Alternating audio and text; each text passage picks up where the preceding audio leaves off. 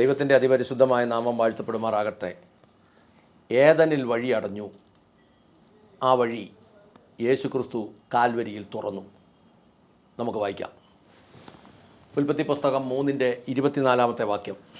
ഇങ്ങനെ അവൻ മനുഷ്യനെ ഇറക്കിക്കളഞ്ഞു, ജീവന്റെ വൃക്ഷത്തിങ്കിലേക്കുള്ള വഴി കാപ്പാൻ അവൻ ഏദൻ തോട്ടത്തിന് കിഴക്ക് കെരൂബുകളെ തിരിഞ്ഞുകൊണ്ടിരിക്കുന്ന വാളിന്റെ ജ്വാലയുമായി നിർത്തി.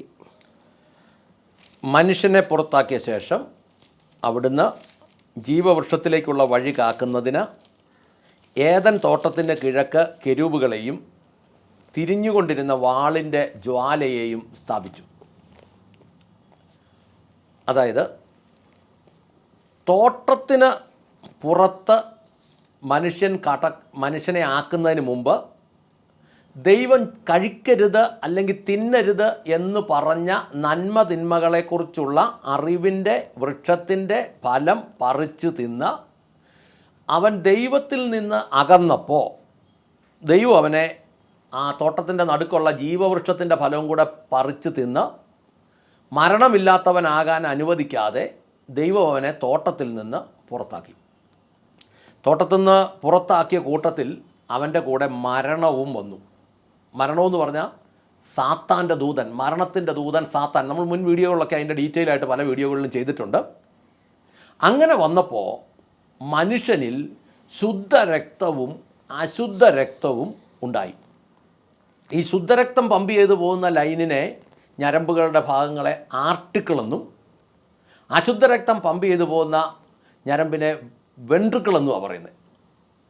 ആർട്ടിക്കിളും വെൻട്രിക്കിളും. അങ്ങനെ ശരിക്കും പറഞ്ഞാൽ ഫുട്ബോളും വന്നു, സെക്ഷനോസും വന്നു. ഹൃദയം മോട്ടറായിട്ട് വർക്ക് ചെയ്യേണ്ടി വന്നു. ഈ മോട്ടറായിട്ട് വർക്ക് ചെയ്തുകൊണ്ടാണ് ഹൃദയം ഇങ്ങനെ Ding Ding Ding Ding Ding ഇങ്ങനെ ഇടിച്ചുകൊണ്ടിരിക്കുന്നത്. അപ്പോൾ ഈ ശുദ്ധരക്തവും അശുദ്ധരക്തവും ഇല്ലാതെ ശുദ്ധരക്തം മാത്രമായിരുന്നെങ്കിൽ ഈ ഇടി പോലും ആവശ്യമില്ലായിരുന്നു എന്ന് നമുക്ക് മനസ്സിലാകും. ഈ പമ്പിങ് വന്നതുകൊണ്ട് ബ്ലോക്ക് വന്നുകൊണ്ട് അറ്റാക്ക് വന്നു. അതുകൊണ്ട് ലോകം മുഴുവൻ ഇഷ്ടം പോലെ ആശുപത്രികൾ വന്നു. ആശുപത്രികളിൽ ഈ അറ്റാക്കിൻ്റെ ഭാഗം നോക്കുന്ന ഭാഗങ്ങൾ വന്നു. എന്നതേലും നെഞ്ചിന് വേദന ഗ്യാസ് വന്നിട്ടാണല്ലോ അങ്ങോട്ട് ചെല്ലുന്നവനെല്ലാം ബ്ലോക്കാണെന്നും പറഞ്ഞ് ആൻജിയോഗ്രാമെന്നും പറഞ്ഞ് ചെയ്തു. ഇഷ്ടം പോലെ കാശുണ്ടാക്കാനുള്ള വഴി തുറന്നു. ആ രീതിയിൽ അവരുടെ ഭാഗത്തു നിന്ന് നോക്കുമ്പോൾ ഇവൻ തോട്ടത്തിൽ നിന്ന് പുറത്തു പോയത് തന്നെയാണ് നല്ലത്. എന്നാൽ വചനത്തിൻ്റെ ഭാഗത്തു നിന്ന് നോക്കുമ്പോൾ ഈ ഏദൻ തോട്ടത്തിലായിരുന്നപ്പോൾ ആദത്തിന് അശുദ്ധ രക്തം ഇല്ലായിരുന്നു. അതുകൊണ്ട് ഈ അശുദ്ധരക്തം പോകുന്ന വെൻട്രിക്കിൾ ഉണ്ടായിരുന്നു എന്ന് ചോദിച്ചാൽ നമുക്ക് അറിഞ്ഞുകൂടാ. അതൊന്നും നമ്മൾ ബൈബിളിൽ വായിക്കുമ്പോൾ ഇല്ല. നമ്മൾ ചിന്തിക്കുമ്പോൾ അന്ന് ശുദ്ധരക്തമായിരുന്നതുകൊണ്ട് ഈ വക പ്രശ്നങ്ങളൊന്നും ഇല്ലായിരുന്നു എന്ന് നമുക്ക് ചിന്തിക്കാം. എന്നാൽ അന്ന് ഉൽപ്പത്തി പുസ്തകം 3:20 വാക്യത്തിൽ പ്രകാരം അന്ന് ഏദൻ തോട്ടത്തിലേക്ക് മനുഷ്യൻ പിന്നെ കയറാതിരിക്കാൻ, ഏത് വഴിക്ക് ചെന്നാലും കയറാതിരിക്കത്തക്ക രീതി തിരിയുന്ന വാളിൻ്റെ ജ്വാലയെ ആക്കിയെന്ന് എഴുതിയേക്കുന്നത്. തിരിയുന്ന വാളിൻ്റെ ജ്വാലയെ അങ്ങനെ ആക്കിയെങ്കിൽ ഏത് വഴിക്ക് ചെന്നാലും കിട്ടും. അതുകൊണ്ട് അങ്ങോട്ട് കയറാത്ത രീതിയിൽ ആക്കിയെങ്കിൽ ആ വഴി, അന്നടച്ച വഴി, ഇന്ന് യേശുവിലൂടെ നമുക്ക് തുറന്നു കിട്ടി. വാക്യം വായിക്കാം. യോഹന്നാൻ 14:6.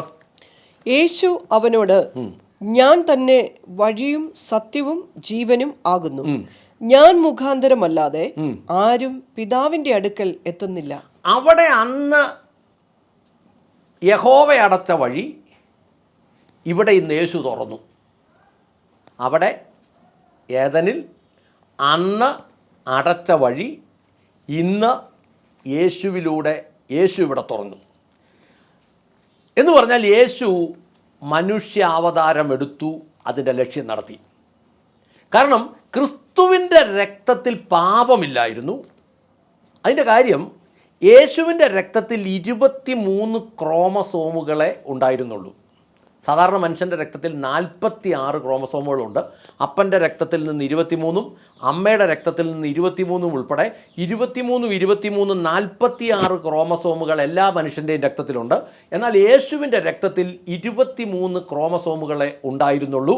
അത് മറിയത്തിൻ്റെ ശരീരത്തിൽ നിന്ന് ശരീരമെടുത്തത് കൊണ്ട് ആ ശരീരത്തിൽ വന്നതാണ്. എന്നാൽ സ്വർഗത്തിലെ പിതാവിൽ നിന്ന് അല്ലെ പരിശുദ്ധാത്മാവിൽ നിന്ന് ജനിച്ച യേശു,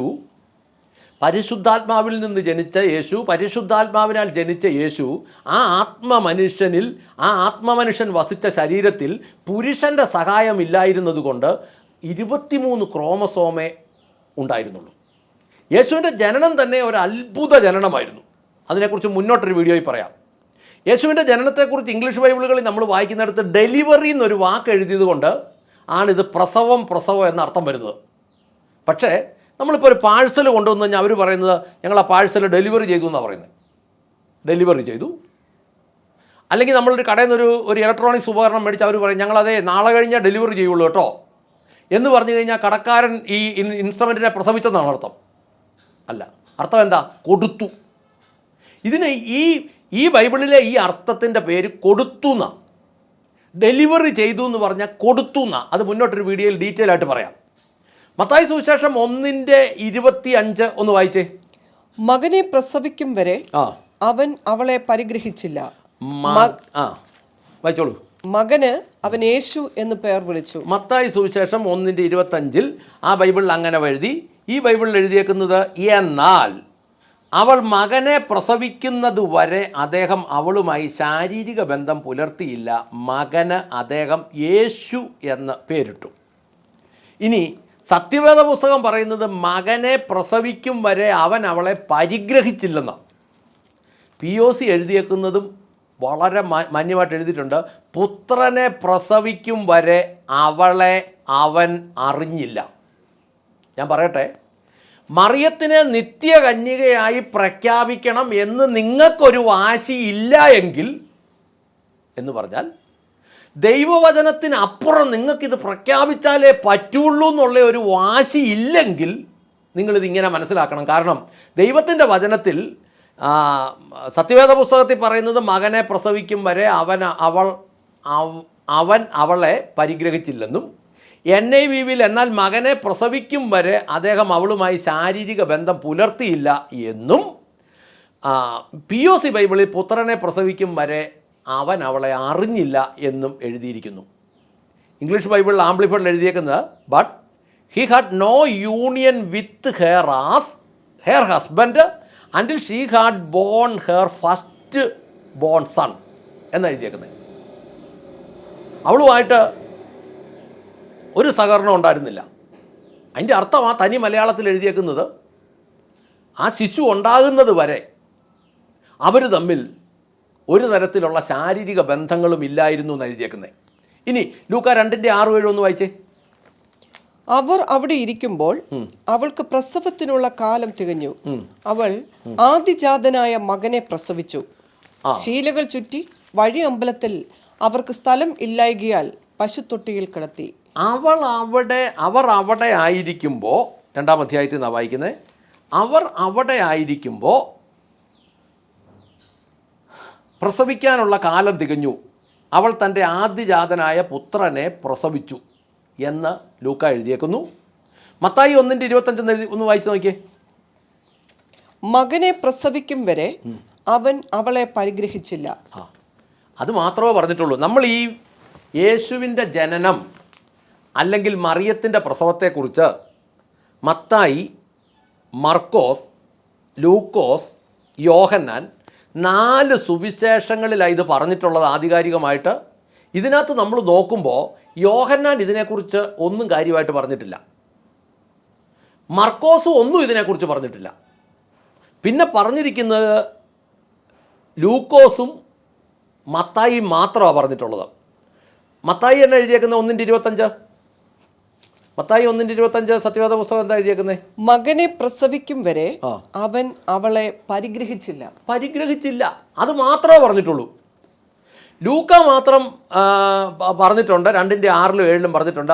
അവർ അവിടെ ആയിരിക്കുമ്പോൾ പ്രസവിക്കാനുള്ള കാലം തികഞ്ഞു. അവൾ ആദ്യജാതനായ മകനെ പ്രസവിച്ചു.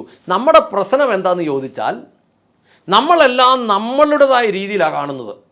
ഞാനായിരിക്കുന്ന കൊട്ട, അതായത് ഞാനായിരിക്കുന്ന മതമാണ് ശരി, ഞാനായിരിക്കുന്ന മതം പഠിപ്പിച്ചതാണ് ശരി, ഞാനായിരിക്കുന്ന മതം പറയുന്നത് പോലെ ഇത് നടക്കാൻ പറ്റുള്ളൂ, പരിശുദ്ധാത്മാവിന് കാര്യം പറഞ്ഞു കൊടുക്കുന്നത് പോലും ഞങ്ങളുടെ തലപ്പത്തിരിക്കുന്ന ആളുകളാണ്.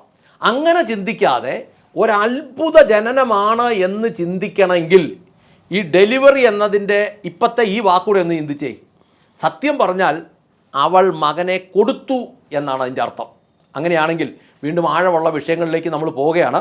ആഴമുള്ള വിഷയങ്ങളിലേക്ക് നമ്മൾ പോകുമ്പോൾ നമ്മൾ ഉൽപ്പത്തി പുസ്തകത്തിൽ കൂടെ തന്നെ പ്രത്യേകിച്ച് ഞാൻ പറയട്ടെ, ഉൽപ്പത്തി പുസ്തകം 1, 2, 3 അധ്യായങ്ങൾ ദൈവവചന പുസ്തകത്തിൻ്റെ ഏറ്റവും ആഴമായ അറിവുകളുള്ള സ്ഥലങ്ങളാണ്.